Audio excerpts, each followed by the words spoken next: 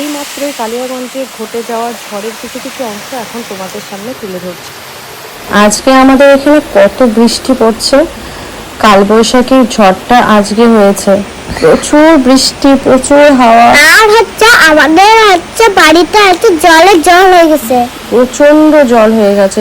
এত জল আমরা ঝাঁটা দিয়ে মানে কাচতে পারছি না। এমনকি দেখো আমার ঘরের সামনে প্রচুর জল জমে গেছে। এত জল মানে আমি ভয় পাচ্ছি যে আমরা মানে সুস্থ থাকবো তো, মানে ঠিক মতন এখানে থাকতে পারবো, এটাই হচ্ছে ব্যাপার। কেননা এত পরিমাণে বৃষ্টি হচ্ছে, না পলিথিন না কোনো কিছু দিয়ে বৃষ্টিটাকে আটকানো যাচ্ছে না। সব এসে পড়ছে বারান্দাতে। বারান্দার জল যদি ভরে যায় তবে গিয়ে পড়বে ঘরের মধ্যে, আর ঘরে পড়লেই তো ঘরের যত যা আসবাবপত্র আছে সব নষ্ট হয়ে যাবে। চিন্তা করে পাচ্ছি না যে কি করবো, এই সময় কি করা উচিত। এত ঝড় আসবে ভাব